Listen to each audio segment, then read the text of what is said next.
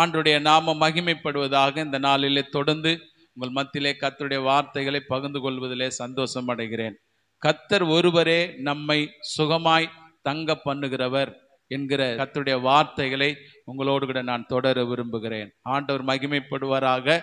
இந்த செய்திக்கான முக்கிய வேத வசனங்களாக சங்கீதங்களின் புத்தகம் 4வது சங்கீதம் 7வது 8வது வசனங்களை உங்களுக்கு முன்பாக வைக்க விரும்புகிறேன்.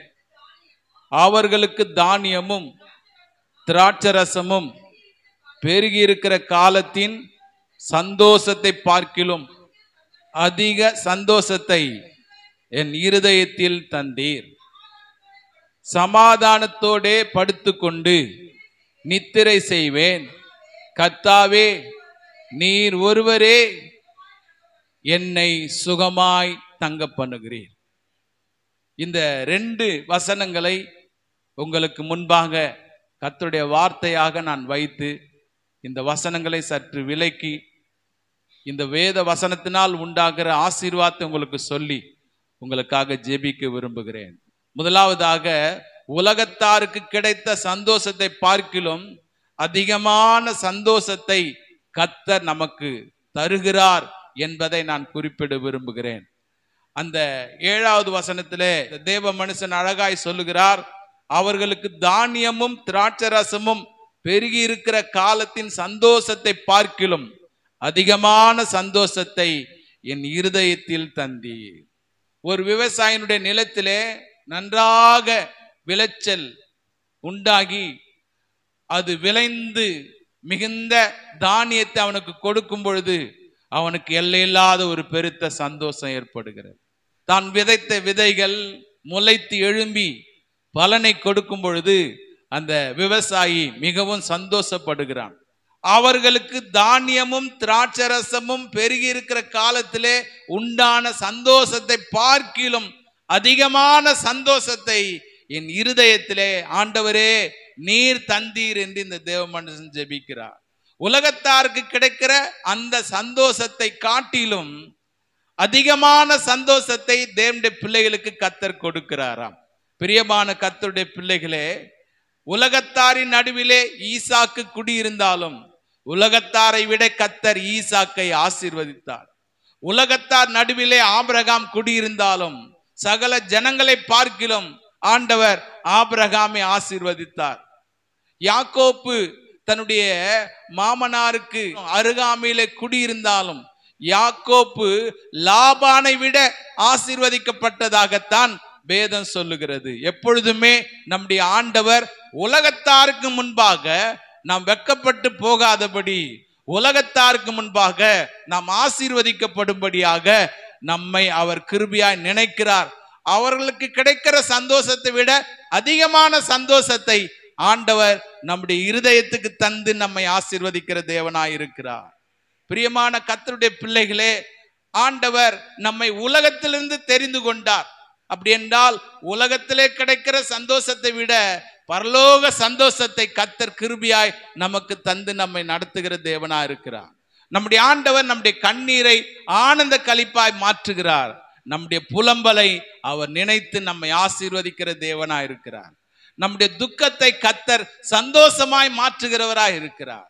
அன்புக்குரிய கர்த்தருடைய பிள்ளைகளே, இங்கே சங்கீதக்காரன் சாட்சி கொடுக்கிறது போல உலகத்தாருக்கு முன்பாக நம்மை கர்த்தர் கிருபையாய் நினைத்து உலகத்தாருக்கு கிடைக்கிற சந்தோஷத்தை விட அதிகமான சந்தோஷத்தை தேவன் நம்முடைய இருதயத்திலே தந்து நம்மை ஆசீர்வதிக்கிறவராய் இருக்கிறார். அப்போஸ்தலர் நடபடிகள் புத்தகத்திலே 8வது அதிகாரம் 5வது 8வது வசனங்களை நாம் வாசிக்கும் பொழுது, அப்பொழுது பிலிப்பு என்பவன் சமாரியாவில் உள்ள ஒரு பட்டணத்துக்கு போய் அங்குள்ளவர்களுக்கு கிறிஸ்துவை குறித்து பிரசங்கித்தான்.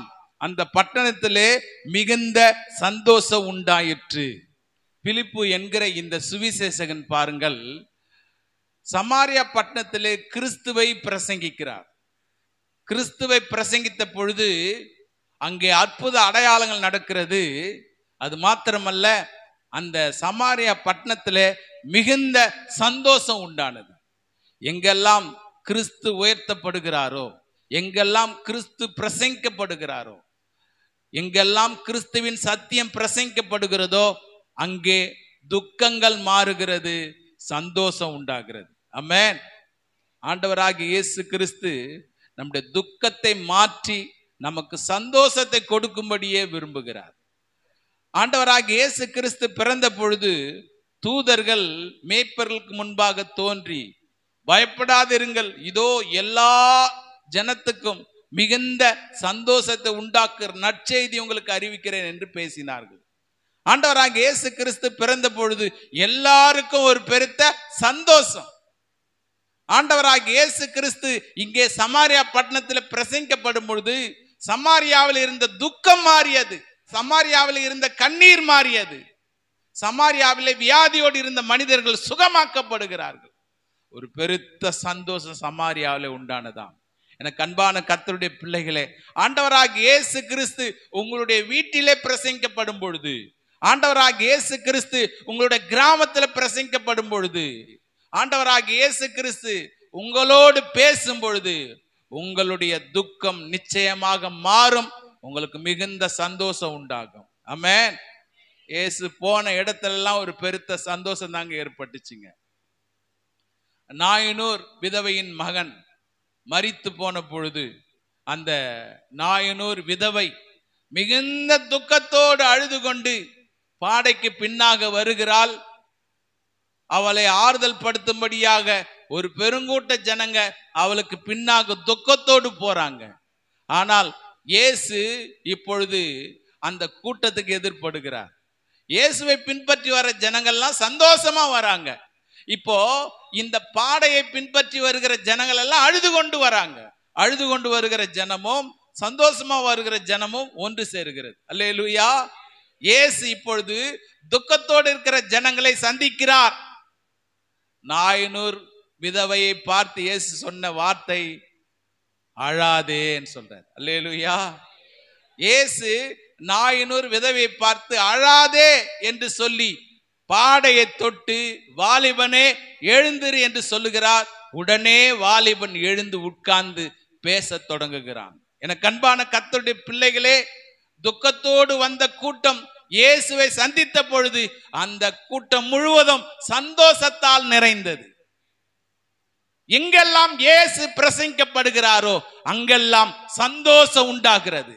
வேதத்திலே நாம் வாசித்தது போல உலகத்தாருக்கு கிடைத்த சந்தோஷத்தை பார்க்கிலும் அதிகமான சந்தோஷத்தை கர்த்தருடைய பிள்ளைகளாகி நமக்கு கர்த்தர் கொடுக்கிறாராம்.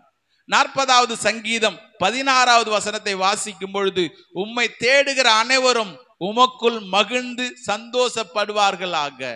கர்த்தரை தேடுகிற பிள்ளைகளாய் நீங்கள் இருப்பீர்கள் என்று சொன்னால் ஆண்டவர் உங்களை மகிழ்ச்சியினால் சந்தோஷத்தினால் நிறைய செய்து உங்களை கிருபையாய் நடத்துகிற தேவனாய் இருக்கிறார்.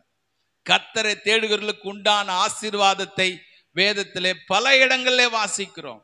சிங்கக்குட்டிகள் தாட்சி அடைந்து பட்டினியா இருக்கும், கர்த்தரை தேடுகிறவர்களுக்கோ ஒரு நன்மைக்கும் குறைபடாது. கர்த்தரை தேடுகிற பிள்ளைகளுடைய வாழ்விலே எல்லா நன்மைகளையும் அவர் கிருபையாய் தந்து ஆசீர்வதிக்கிறவராய் இருக்கிறார். நீங்கள் ஆண்டவரை தேடுகிற பிள்ளைகளாக, நீங்கள் ஆண்டவரை ஆராதிக்கிற பிள்ளைகளாக இருக்கும் பொழுது உங்களுடைய குறைவுகளை அவர் போக்கி உங்களை சந்தோஷப்படுத்துகிறார். இந்த காலை நேரத்தில் கர்த்தருடைய சமூகத்தை தேடி நீங்க வந்திருக்கீங்க. உங்களை ஆண்டவர் சந்தோஷத்தால் நிரப்பி உங்களை கிருபையா நடத்த அவர் வல்லவரா இருக்கிறார். லூக்கா 24வது அதிகாரத்திலே 50வது வசனத்திலிருந்து 52வது வசனம் வரைக்கும் வாசிக்கும் பொழுது, பின்பு அவர் பெத்தானியா வரைக்கும் அவர்களை அழைத்து கொண்டு போய் தம்முடைய கைகளை உயர்த்தி அவர்களை ஆசீர்வதித்தார். அவர்களை ஆசீர்வதிக்கையில் அவர்களை விட்டு பிரிந்து பரலோகத்துக்கு எடுத்து கொள்ளப்பட்டார். அவர்கள் அவரை பணிந்து கொண்டு மிகுந்த சந்தோஷத்தோடே எருசலேமுக்கு திரும்பி வந்து, ஆண்டவராகிய இயேசு கிறிஸ்து உயிர்த்தெழுந்த பின்பு தம்முடைய சீசர்களுக்கு கடைசியாக ஆசீர்வாதத்தை சொல்லி பரலோகத்துக்கு கடந்து போகிறதை பார்க்கிறோம். சீசர்களை ஆண்டவர் பெத்தானியா வரைக்கும் அழைத்து கொண்டு போய் அவர்களை ஆசீர்வதிக்கிறார். தேவனுடைய ஆலயத்துக்கு கர்த்தர் உங்களை அழைத்து கொண்டு வந்து தம்முடைய கரத்தை நீட்டி உங்களை ஆசீர்வதிக்கிறவரா இருக்கிறார். தேவன் தம்முடைய வார்த்தையின் அப்பத்தினால் உங்களை திருப்தியாக்க அவர் வல்லவரா இருக்கிறார். மனுஷன் அப்பத்தினாலே மாத்திரமல்ல, தேவனுடைய வாயிலிருந்து புறப்பட்டு வருகிற ஒவ்வொரு வார்த்தையினால் பிழைப்பான் என்று வேதம் சொல்லுகிறது. அப்படி என்றால் ஆண்டவர் தம்முடைய வார்த்தை என்கிற அப்பத்தினால் உங்களை ஆசீர்வதிக்கிறவராய் இருக்கிறார். ஆண்டவராகிய இயேசு கிறிஸ்து தம்முடைய கரத்தை நீட்டி பெத்தானியாவிலே கூடி வந்த சீடர்களை கர்த்தர் ஆசீர்வதிக்கிறதையும், அப்படியே அவர்கள் கண்கள் காண பரலோகத்துக்கு எடுத்துக்கொள்ளப்பட்டு போகிறதையும் அங்கே அவர்கள் காண்கிறார்கள். வேதம் சொல்லுகிறது, அவர்கள் அவரை பணிந்து கொண்டு மிகுந்த சந்தோஷத்தோடு எருசலேமுக்கு திரும்பினார்களாம். எனக்கு அன்பான கர்த்தருடைய பிள்ளைகளே, ஆண்டவராகிய இயேசுவை யாரெல்லாம் பணிந்து கொள்கிறார்களோ அவர்களுக்கு மிகுந்த சந்தோஷம் ஏற்படுகிறது. கர்த்தரை யாரெல்லாம் தேடுகிறார்களோ அவர்களுக்கு கர்த்தர் மிகுந்த சந்தோஷத்தை தருகிறவராய் இருக்கிறார். 1 சாமுவேலின் புஸ்தகத்திலே 2வது அதிகாரம் 1 வசனத்தை வாசிக்கும் பொழுது, அந்நாள் ஜெபம் பண்ணி என் இருதயம் கர்த்தருக்குள் களி கூறுகிறது, என் கொம்பு கர்த்தருக்குள் உயர்ந்திருக்கிறது, என் பகஞ்சன் மேல் என் வாய் திறந்திருக்கிறது, உம்முடைய ரட்சிப்பினாலே சந்தோஷப்படுகிறேன், உம்முடைய ரட்சிப்பினாலே சந்தோஷப்படுகிறேன். அன்னால் ஆண்டவருடைய ரட்சிப்பினாலே சந்தோஷப்பட்டார்களாம். இஸ்ரவேலே நீ பாக்கியவான், கர்த்தரால் ரட்சிக்கப்பட்ட ஜனமே உனக்கு ஒப்பானவன் யார் என்று வேதம் சொல்லுகிறது. ஆண்டவருடைய ரட்சிப்பை பெற்ற நாம் பாக்கியவான்கள். தேவனுடைய ரட்சிப்பை பெற்ற நமக்கு ஆண்டவர் இந்த உலகத்திலே ஒரு பெருத்த பாக்கியத்தை தந்திருக்கிறார். எத்தனை பேர் ரட்சிக்கப்பட்டது நிமித்தம் சந்தோஷப்படுறீங்க? எத்தனை பேருக்கு ரட்சிப்பின் சந்தோஷம் இருக்கிறது? எத்தனை பேரை கர்த்தர் உண்மையாக ரட்சித்தார் என்கிற நம்பிக்கையோடு இந்த இடத்துல இருக்கீங்க? ஆண்டவர் என்னை ரட்சித்தார், ஆண்டவர் என்னை மீட்டெடுத்தார், ஆண்டவர் என்னை உலையான சேற்றிலிருந்து தூக்கி எடுத்தார், ஆண்டவராகிய இயேசுவின் தூய இரத்தத்தினாலே நான் கழுவப்பட்டேன், நான் ரட்சிக்கப்பட்டேன். அல்லேலூயா. அந்த சந்தோஷம் இருக்குது பாருங்க, இந்த ரட்சிப்பின் சந்தோஷம் இருக்குது பாருங்க. ரட்சிக்கப்பட்டவங்களுக்கு தான் அதனுடைய உணர்வே தெரியும், அதனுடைய ஆசீர்வாதம் தெரியும். ஆமென். ரட்சிக்கப்படாதவங்களுக்கு ரட்சிப்பின் சந்தோஷத்தை பற்றி தெரியாது. ரட்சிக்கப்பட்ட நமக்கோ அந்த ரட்சிப்பின் சந்தோஷம் நம்மை பலப்படுத்தக்கூடியதாக, நம்மை உந்தி தள்ளக்கூடியதாக, நம்மை ஆண்டவருக்குள்ளே களி கூற செய்யத்தக்கதாக அது நம்மை நடத்துகிறது. ரோமர் 14வது அதிகாரத்திலே 17வது வசனத்தை வாசிக்கும் பொழுது, தேவனுடைய ராஜ்யம் புசிப்பும் குடிப்பும் அல்ல, அது நீதியும் சமாதானமும் பரிசுத்த ஆவியினால் உண்டாகும் சந்தோஷமாயிருக்கிறது. பரிசுத்த ஆவியினால் உண்டாகிற சந்தோஷம். ஆவியிலே நிறைந்து நாம் ஜெபிக்கும் பொழுது ஆண்டவர் நம்முடைய துக்கத்தை மாற்றுகிறார். நமக்குள்ளே இருக்கிற ஆவியானவர் நம்முடைய பலவீனங்களிலே நமக்கு உதவி செய்கிறவரா இருக்கிறார். கர்த்தருடைய அபிஷேகத்தின் வல்லமையிலே ஒரு விசுவாசி நிரம்பும் பொழுது அவங்களுடைய துக்கங்கள் முற்றிலுமாக மாறுகிறது, அவங்களுடைய பலவீனங்கள் மாறுகிறது. கர்த்தர் தம்முடைய ஆவியினால் அவர்களை பலப்படுத்துகிறார், அவர்களுக்கு ஒரு பெருத்த சந்தோஷம் உண்டாகிறது. பிரியமான தேவனுடைய பிள்ளைகளே, சங்கீத புத்தகத்திலே 5வது சங்கீதம் 11வது வசனத்தை வாசிக்கும் பொழுது, உம்மை நம்புகிற யாவரும் சந்தோஷித்து என்னாலும் கம்பீரிப்பார்களாக, நீர் அவர்களை காப்பாற்றுவீர், உம்முடைய நாமத்தை நேசிக்கிறவர்கள் உம்மில் களி கூறுவார்களாக. ஆண்டவரை நம்புகிற யாவரும் சந்தோஷப்படுவார்கள், கம்பீரிப்பார்களா. காரணம் என்ன? கர்த்தர் அவர்களை காப்பாற்றுகிறார். அவரை நேசிக்கிற யாவரும் அவருக்குள்ளே களி கூறும்படியாய் செய்கிறார். அன்புக்குரிய கர்த்தருடைய பிள்ளைகளே, நீங்கள் ஆண்டவரை நம்புகிற ஜனமாய் இருப்பீர்கள் என்று சொன்னால், நீங்கள் ஆண்டவரை நேசிக்கிற ஜனமாய் இருப்பீர்கள் என்று சொன்னால், நிச்சயமாகவே உங்களுடைய துக்கத்தை கர்த்தர் மாற்றுவார், உங்களுக்கு ஒரு பெருத்த சந்தோஷத்தை தருவார். ஆமென். அழகா ஒரு பாடல் உண்டு, என்ன என்ன சந்தோஷமே, எல்லை இல்லா சந்தோஷமே, என்ன என்ன சந்தோஷமே, எல்லை இல்லா சந்தோஷமே, இயேசு என்னில் வந்ததால் பாவபாரம் போனதால் பரலோக சந்தோஷமே, அல்லேலூயா இயேசு என்னில் வந்ததால் பாவபாரம் போனதால் பரலோக சந்தோஷமே. என்ன சந்தோஷமே. உலகத்தாருக்கு உண்டான அந்த சந்தோஷத்தை பார்க்கிலும் அதிகமான சந்தோஷத்தை கர்த்தர் எனக்கு தந்தார் என்று இந்த சங்கீதக்காரன் சாட்சி கொடுக்கிறதை பார்க்கிறோம்.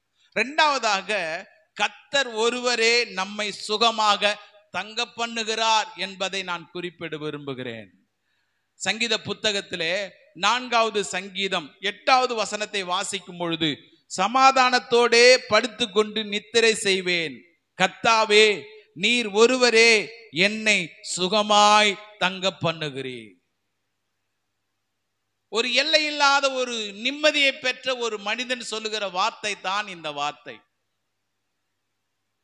ஆண்டவர் கொடுத்த பெருத்த சமாதானத்தை, நிம்மதியை அனுபவித்து சொல்லுகிற வார்த்தையாகத்தான் இந்த வார்த்தை வெளிப்படுகிறது. இந்த தேவ மனிதனை கர்த்தர் எப்படி நடத்தினார் என்பதை இப்பொழுது இந்த வார்த்தையின் மூலமாக தெளிவுபடுத்துகிறார். அது என்ன?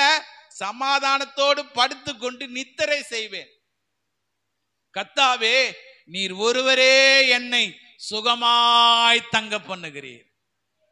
சந்தோஷமா அவர் சுகத்தோடு தூங்கி எழுந்துக்க கர்த்தர் அவரை பலப்படுத்துறாரு. இன்னைக்கு எத்தனையோ பேருக்கு நிம்மதி இல்லாம தூக்கம் இல்லாம போகுது இல்ல? சிலர் சரீர பிரகாரமான பலவீனங்கள் நிமித்தம் தூங்காமல் கிடக்கிறார்கள். சில குடும்பங்களிலே துக்கம் இருப்பதனாலே, கஷ்டங்கள் இருப்பதனாலே, சில குடும்பங்களிலே பலவிதமான பிரச்சனைகள் அவர்களை அதிகமாய் மேற்கொள்கிறதுனால அந்த குடும்பங்களின் தூக்கம் கெட்டு போகிறது. சில மனிதர்கள் பிரச்சனையோடு வாழ்வதனாலே எத்தனையோ இரவுகளை அவர்கள் தூங்காமலேயே கழிக்கிறார்கள். ஆனால் இந்த தேவ மனிதனுடைய அறிக்கையை பாருங்க. ஆண்டவர் எனக்கு எல்லையில்லாத சமாதானத்தை தந்ததுனால நான் சமாதானத்தோடு படுத்து கொண்டு நித்திரை செய்வேன், கர்த்தர் ஒருவரே என்னை சுகமாய் தங்க பண்ணுகிறார். நல்ல ஏசி ரூமு, நல்ல பஞ்சனை மெத்தை, அந்த மெத்தையில படுத்தாலும் அநேகருக்கு தூக்கம் கிடையாது. ஆனா நமக்கோ சாதாரண ஒரு கட்டில படுத்தாலும், சாதாரணமாக பாய் போட்டு ஒரு சின்ன தலையணையை வைத்து அங்கே படுத்தாலும் ஒரு நல்ல நிம்மதியான நித்திரையை கர்த்தர் நமக்கு தருகிறார். சிலரெல்லாம் பார்த்தீங்கன்னா கர்த்தருக்கு ஸ்தோத்திரம், பாயில படுத்தவங்க தரையில தூங்கிட்டு இருப்பாங்க காலையில, ஆனாலும் நல்ல நித்திரையை கர்த்தர் அவங்களுக்கு தந்து அவங்கள சுகத்தோடு நல்ல முறையில் நித்திரை செய்ய, நல்ல ரெஸ்ட் எடுக்க கர்த்தர் அவர்களுக்கு நிம்மதியை தருகிறார். அன்பான தேவனுடைய பிள்ளைகளே, நம்முடைய ஆண்டவர் நமக்கு சமாதானத்தை தந்து நாம் சுகத்தோடு தூங்கி எழும்படியாக கர்த்தர் நம்மை பலப்படுத்துகிறார். நீதிமொழிகள் 1 அதிகாரத்திலே 33வது வசனத்தை வாசிக்கும் பொழுது, எனக்கு செவி கொடுக்கிறவன் எவனோ அவன் விக்கனமின்றி வாசம் பண்ணி ஆபத்துக்கு பயப்படாமல் அமைதியாயிருப்பான். கர்த்தருடைய சத்தத்துக்கு யாரெல்லாம் செவி கொடுக்கிறார்களோ, கர்த்தருடைய வார்த்தையை யாரெல்லாம் உண்மையாய் கேட்டு கீழ்ப்படுகிறார்களோ, அவர்கள் ஆபத்திலே விக்கனமின்றி பயமில்லாமல் அமைதியாக தங்கியிருப்பார்களாம், சந்தோஷத்தோடு அவர்கள் வாழ்வார்களாம். எனக்கு அன்பான கர்த்தருடைய பிள்ளைகளே, நீங்கள் கர்த்தருடைய வார்த்தைக்கு உண்மையாய் கீழ்ப்படுகிற பிள்ளைகளாய் இருப்பீர்கள் என்று சொன்னால், நீங்கள் கர்த்தருடைய வார்த்தைக்கு செவி கொடுக்கிற ஜனங்களாய் இருப்பீர்கள் என்று சொன்னால், உங்களுடைய கூடாரத்திலே, உங்களுடைய வீடுகளிலே நீங்கள் நிம்மதியாய் அமைதியாய் வாழும்படியாக கர்த்தர் உங்களை கிருபையாய் ஆசீர்வதிக்கிறவராய் இருக்கிறார். நம்முடைய சமாதானத்தை கெடுக்கிற எல்லா சாத்தானின் அந்தகார கிரியைகளை கர்த்தர் அப்புறப்படுத்த விரும்புகிறார். ஆமென். உங்களுடைய சமாதானத்துக்கு விரோதமாக போராடுகிற எல்லா அந்தகார வல்லமைகளை கர்த்தர் உங்களை விட்டு அகற்ற விரும்புகிறார். இந்த டிப்ரெஷன் இருக்குது பாத்தீங்களா, இத போல ஒரு கொடுமையான ஒரு வியாதி வேற ஒண்ணுமே கிடையாது. மனக்கவலை ஏற்படுமானால் அவர்களுக்கு கட்டாயம் இருதய வியாதி ஏற்படும் என்று டாக்டர்கள் கணித்து பேசுகிறார்கள். எந்த வியாதியுமே இல்லாமல் ஒரு மனுஷன் மனக்கவலையோடு கொஞ்ச நாள் உட்காருவான் என்று சொன்னால் அவனுக்கு கட்டாயம் இருதய சம்பந்தமான அநேக பலவீனங்கள் வியாதிகள் வந்துவிடும். இன்னைக்கு அநேகருக்கு பாருங்க ஹார்ட் அட்டாக் ஏன் வருது அப்படின்னா டிப்ரெஷன், ஏதாச்சும் ஒன்ன நினைச்சு கவலைப்பட்டுக்கிட்டே இருக்கிறது. சந்தோஷத்தை பற்றி வேதம் மிக தெளிவாக அழகாக சொல்லுகிறது. நாம தான் சந்தோஷத்தை தொலைத்து எதையோ பேசி எதையோ குழப்பி நமக்கு வருகிற சந்தோஷத்தை நாம் இழந்து போகிறோம். பிரியமான கர்த்தருடைய பிள்ளைகளே, நீங்கள் ஆண்டவரை தேடுகிற பிள்ளைகளா இருப்பீர்கள் என்று சொன்னால், நீங்கள் கர்த்தருடைய வார்த்தைக்கு கீழ்ப்படுகிற பிள்ளைகளா இருப்பீர்கள் என்று சொன்னால், நீங்கள் வாழுகிற பகுதியிலே நீங்கள் அமைதியோடு குடியிருக்கும்படியான நிம்மதியை கர்த்தர் உங்களுக்கு தருவார். ஏசாயா 32வது அதிகாரம் 18வது வசனத்தை வாசிக்கும் பொழுது, என் ஜனங்கள் சமாதான தாவரங்களிலும் நிலையான வாசஸ்தலங்களிலும் அமைதியாய் தங்கும் இடங்களிலும் குடியிருக்கும். ஆண்டவர் என் ஜனம் என்று உரிமையோடு சொல்லுகிறதை பாருங்கள். என் ஜனம் சமாதான தாவரங்களிலும் நிலையான வாசஸ்தலங்களிலும் அமைதியாய் தங்கும் இடங்களிலும் குடியிருக்கும். அமைதியான இடத்திலே வாழும்படியான பாக்கியத்தை தேவன் தம்முடைய ஜனங்களுக்கு தருகிறார். சில கிராமங்களிலே பார்த்தீங்கன்னா ஒரே கூக்குரலும் சண்டையும் ஒரே பிரச்சனையுமா தான் இருக்கும். சில கிராமங்களுக்கு உள்ளே போக முடியாது, அவ்வளோ வன்முறையும் அந்த கிராமங்கள்ல இருக்கும். ஆனால் அன்புக்குரிய கர்த்தருடைய பிள்ளைகளே, நீங்கள் வாழ்கிற பகுதியை உங்கள் நிமித்தமாக சமாதான தாவரமாய் கர்த்தர் மாற்றி விடுகிறார். கர்த்தருடைய பிள்ளைகள் நிமித்தம் கர்த்தருடைய பிள்ளைகள் வாழ்கிறதான இடங்களை கர்த்தர் சமாதானத்தின் கூடாரங்களாக, சமாதானத்தின் இருப்பிடங்களாக மாற்றி தம்முடைய பிள்ளைகள் நிமித்தம் அந்த இடங்களை ஆசீர்வதிக்கிறார். ஆண்டவர் இங்கே உரிமை பாராட்டி சொல்லுகிறார், என் ஜனம் என்று சொல்லுகிறார். அவருடைய ஜனமா இருக்கிற உங்களை கர்த்தர் சமாதானத்தோடு நீங்கள் வாழ்கிற பகுதியில வாழ செய்து உங்களை ஆசீர்வதிப்பாராக. சகரியா 14வது அதிகாரம் 11வது வசனத்தை வாசிக்கும் பொழுது, இனி சங்கரிப்பு இல்லாமல் எருசலேம் சுகமாய் தங்கி இருக்கும். இனி சங்கரிப்பு இல்லாமல் எருசலேம் சுகமாய் தங்கி இருக்குமா. எதிர்நாட்டு படைகள் தேவ ஜனங்களை மேற்கொள்ளாதபடி தேவ ஜனங்களை கர்த்தர் எப்படி வாழ வைக்கிறாராம் பாருங்க. சுகமாக வாழ வைக்கிறார், சுகமாக தங்கி இருக்கும்படியாக கர்த்தர் உதவி செய்கிறார். இனி என்று சொல்லுகிறார். இனி சங்கரிப்பு இல்லாமல் அப்படின்னா ஏற்கனவே சங்கரிப்பு இருந்து இருக்குது, ஏற்கனவே பிரச்சனை இருந்து இருக்குது, ஏற்கனவே சமாதான கேடு இருந்து இருக்குது, ஏற்கனவே அநேக கஷ்டங்களோடு எருசலேம்ல இருக்கிறதான ஜனங்க வாழ்ந்திருக்கிறாங்க. ஆனால் ஆண்டவர் எருசலேமுக்காக மனம் இறங்கினது நிமித்தம், எருசலேமுக்காக தேவன் கிருபை செய்தது நிமித்தம் இங்கே எருசலேமுக்கு கர்த்தர் கொடுக்கிற ஆசீர்வாதம், எருசலேம் சுகமாய் தங்கி இருக்கும். எருசலேமை சுகமாய் தங்க செய்கிற கர்த்தர் நம்மையும் கூட சுகத்தோடு வாழும்படியாக நமக்கு உதவி செய்கிறார். ஆமென்.